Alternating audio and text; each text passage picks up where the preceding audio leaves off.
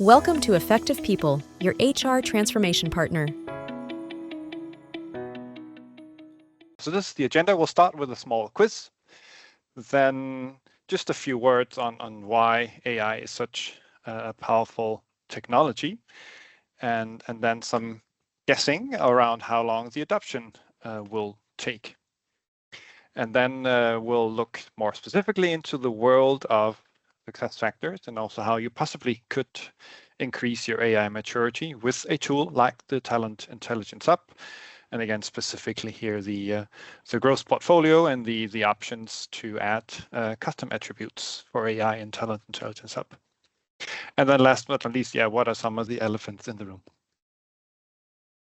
Let's start with a quick quiz. The internet is just a hype, nothing more. Well, this is accredited to Bill Gates. The next one is most likely easier, but let's see. For Twitter to deserve public trust, it must be politically neutral. That was Elon. So so why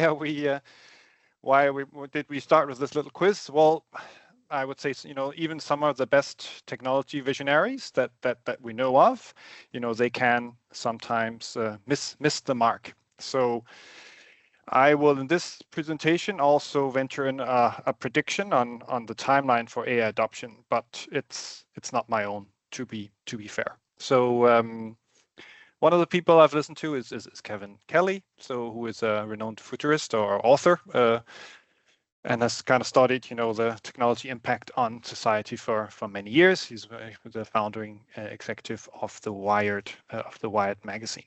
And it's one of the podcasts I've listened to a lot, which is called Beyond the Prompt, where he was a guest speaker, where some of these projections are from, which we'll get to in a minute. But let's start with, again, just why is AI such a powerful technology, and how long will the adoption take?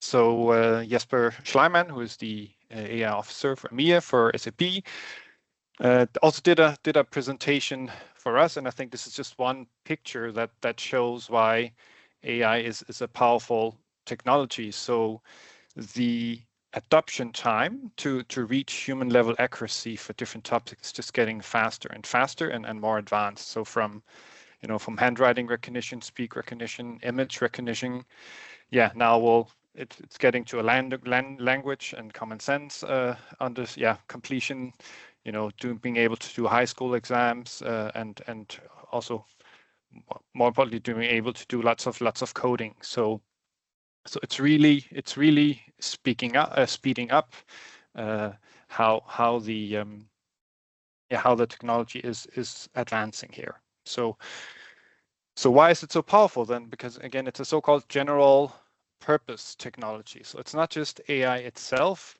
that is accelerating, it's also accelerating other technologies like material science, chemistry, biology, physics. So here I'm referencing the CFO of Anthropic, so Dario Amodei. He recently posted this manifesto, Machines of Loving Grace, where one of his predictions was that AI could compress 100 years of medical progress into a decade. So that's of course a really nice thought that this technology will also help us cure many illnesses that we have a hard time curing today. The catch of its, you can say prediction here is that he's looking for money to invest in Anthropic. So I guess this is also why I'm more leaning to a person like Kevin Kelly, who probably has so much money invested in the topic. But I think also just to kind of understand the impact, there are two analogies which I'm very fond of.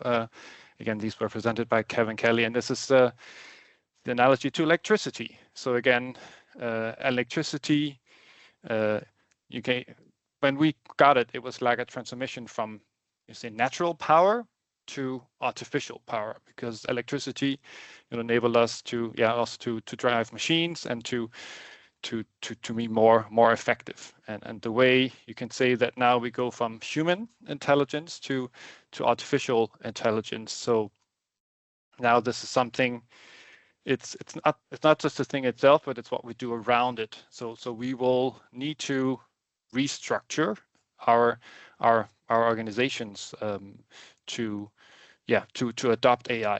We can't just plug it in and start using. So we need to adapt to it. So and with regards to the self-driving cars, I mean there are the first kind of agents out there, but I think that's the next step in artificial intelligence. Having chatbots that will do things for you, book vacations and the like, just as an example. But again, if we look at self-driving cars, I mean they're out there in some places of the world, but how long will it take for them to be everywhere? And I think it's just going to take time because it's the whole infrastructure around also self-driving cars that needs to be rethought and redesigned for it to work well. So with these two analogies, maybe I'll also just ask the question here. So what do you think Kevin Kelly's projection is for a so-called wide adoption of AI? Well, Kevin Kelly's projection is actually 10 years. So, which I think is a surprising number, but again, there are many projections out there. But from his perspective, and probably also some mine, so I guess the communication is, even though things are running fast now, there's still some time to get to know it and to adapt to this new technology that we have available. Yep. Okay. Well, then let's move on. So how, with a tool like Talent Intelligence Hub, how could you with that tool possibly increase your AI maturity?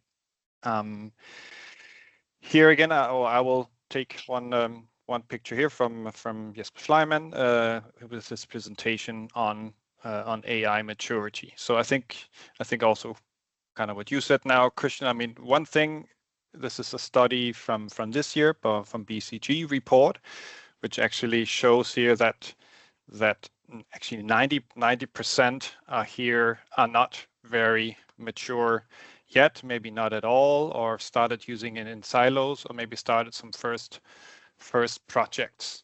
And Jesper Schleiman's opinion was also these numbers are probably a bit exaggerated. Also, he think that it could even be even less adoption than what this report shows. So, and I think the main message additionally is in here, you can say there's kind of the left part, the early stages of maturity. I think what's important here to get a good adoption of it is that you need to know you need to have context knowledge of the users that use it and in which business situations that it is used. That's really key for getting the adoption started and the maturity started. And then what's important, obviously, to get into the highest level of maturity, that's where it's super important also that you have a scalable approach and a scalable platform. So you can start, reduce cost and increase the quality of your AI solutions or your AI systems with AI. So you can say there's kind of a technological platform. SAP will probably can tell you a lot, or we can also about the BTP platform. But again, that's not the focus on this presentation. So here I will focus on the Talent Intelligence Hub as one of the possible tools to increase your AI adoption.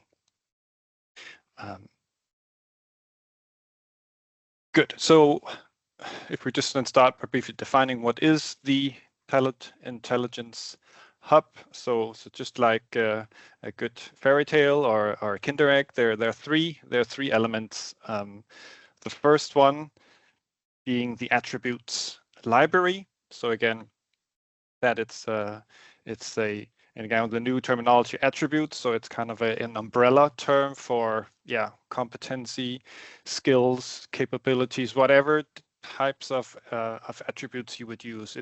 It's the library. Still today, skills and competencies are the primary attribute types, and we'll get back to that. Then the growth portfolio, that's kind of the new, I would say, more ad hoc competency management tool for employees and also for managers via a team view. And I think what we've seen in this release, and I think what's also expected going forward, that it's kind of a tool that will flow naturally within your continuous performance management. So if you use that to have ongoing or regular talks with your manager about how you're doing and how you develop, but obviously it can also be, linked or be part of your annual performance management review cycle. Then the third part is these terms sometimes change over time, but here it's the talent right now. It's called the Talent Intelligence Foundation. But what's new here is that historically, it's kind of been a top-down approach. You had to define and maintain your competency library, whereas again, driven by some of the latest innovations with AI, then it's more a bottom-up approach or more dynamic or tools that can help you have a more dynamic skills ontology. So, for example, the activities and continuous performance management can help you suggest new relevant skills for the attribute library, or also then consequently also for employees. So just briefly then on what are the cross-module impacts of the Talent Intelligence Hub. So the attribute library, or what the artist formerly known as the competency library, that of course you can continue using as a foundation in your talent modules. So for example, in on the performance forms, it could be job specific, it could be core competencies for all employees, or specific identified custom competencies. So just again, the important message here is that it's competencies like it's always been, but now also skills. So these two attribute types are right now the supported attribute types across the board in these talent modules.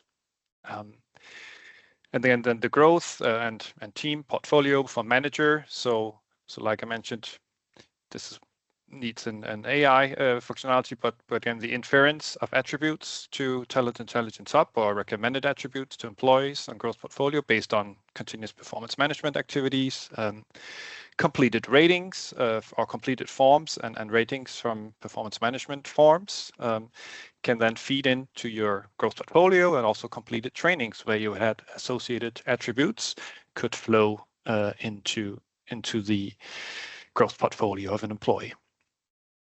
And again, the third element here, also one of the features of this release, a tool that can help you if you have a very broad library of attributes or skills, then a functionality to help you standardize the naming. So like a cleaning tool to help your attributes library clean with this more bottom-up approach.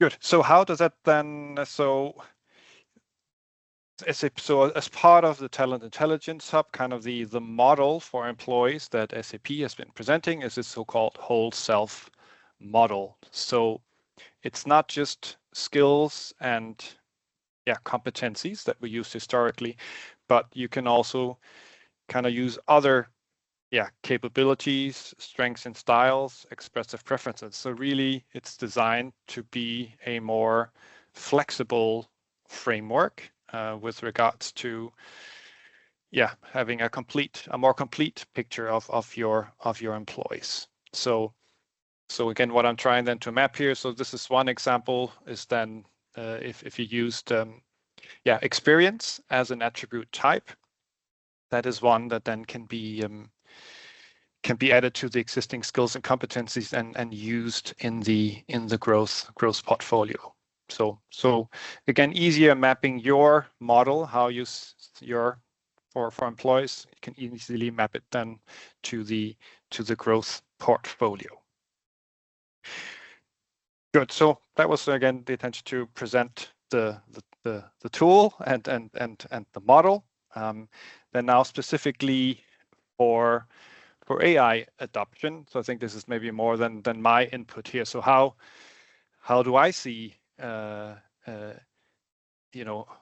how do I see relevant attributes for AI? And I think one of the most important ones, I think, is used to AI as a thought partner. So if you need to brainstorm something, you have a problem you're trying to solve, maybe you want to do some role planning or planning, then thinking of AI as a thought partner, I think is really powerful. And in particular, the voice modes, which are also, I think the ChatGPT's voice mode has just been released also in the EU.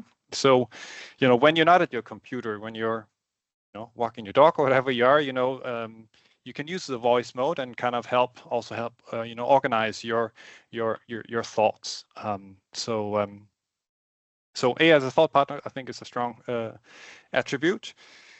We've seen it in this release. The writing assistant is now many places in SuccessFactors. But when you're working outside of SuccessFactors, which you probably also are, if you need to help generating a first draft or review the grammar of something you've written or creating customized content for a particular recipient, then AI as a writing assistant, I think isn't obvious. I mean, I would also say you would almost be stupid if you didn't use the AI tools for enhancing your writing these days. Then AI prompting, I mean, that is I think many of us, we kind of automatically think the way we Google when we prompt a chatbot. But there's really something here about becoming good at or it's really sure that you will get much better results when using chatbots.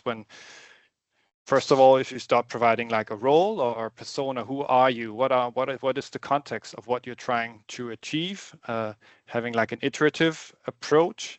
So what you're trying to achieve, break it down in steps, and then providing, maybe you even have a document that is a guide of how you like it, the writing to be, and how the writing should be formatted, and possibly also add a target population. Who is the respondee of this of the response from the chatbot. So there is, I think, definitely and you can say an art of prompting here that is important to learn to get better results. And then you can say for the adoption, so continuously thinking, how can you be creative with AI, and how can you apply it to your existing work processes and your maybe also, or even depending on what, of course, you do as a business, how can it help your clients also? So trying to be creative and find adoption cases for AI.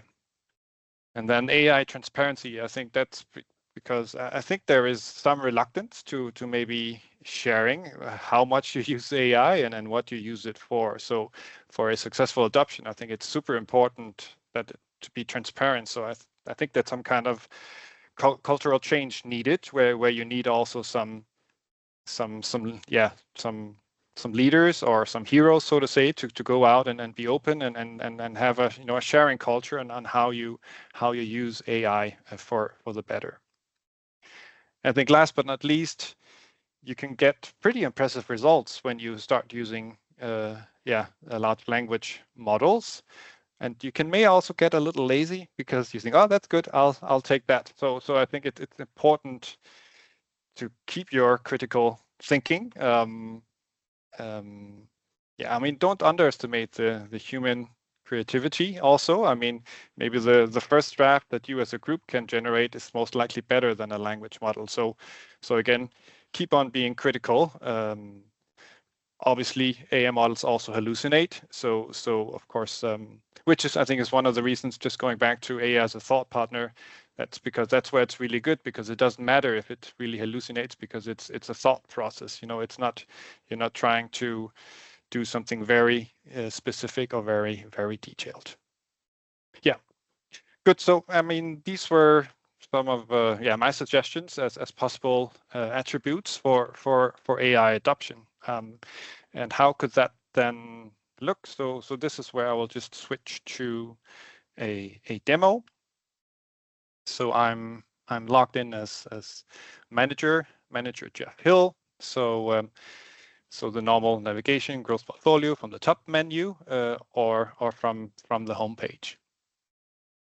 So there's one thing about growth portfolio, that it looks one way when you have Opportunity Marketplace enabled. Then this is how it looks when you have Opportunity Marketplace enabled, because then you can also use the latest career worksheet, also opportunities from Opportunity Marketplace and growth portfolio.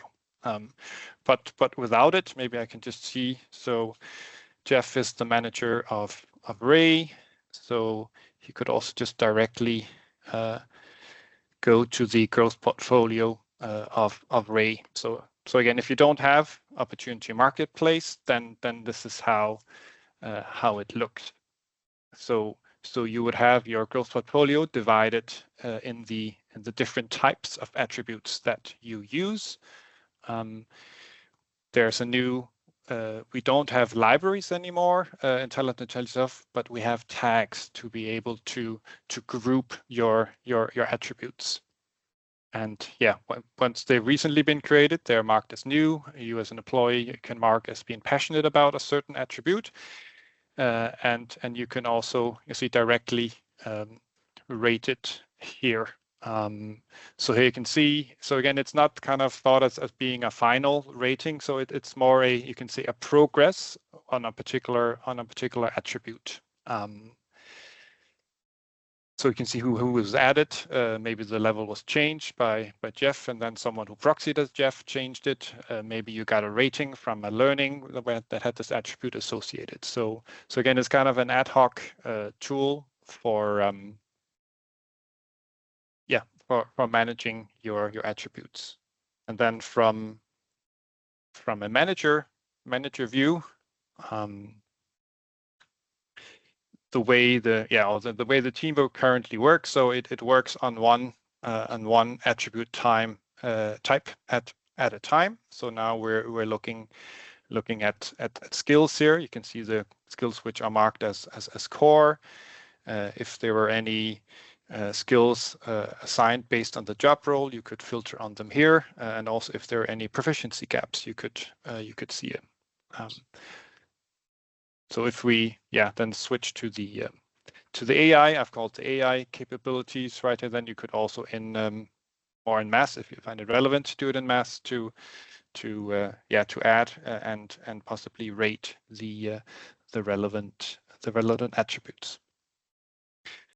Yeah, short and sweet. So showing the tool that then the managers and the employees could use for ongoing basis, evaluate how are they using AI with regards to these particular attributes, how they're doing with using AI as a thought partner or as a writing assistant and the like.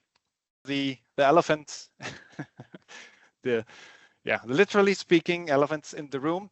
There's one thing that we hope will change in the future, but currently it is a requirement to use Job Profile Builder in recruiting.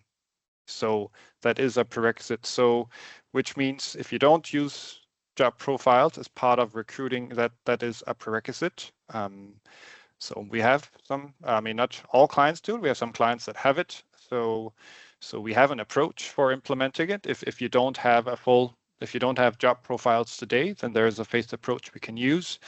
And again, trying to see the positive of it, using job profiles in recruiting can give you greater control with regards to the different sections of job descriptions used.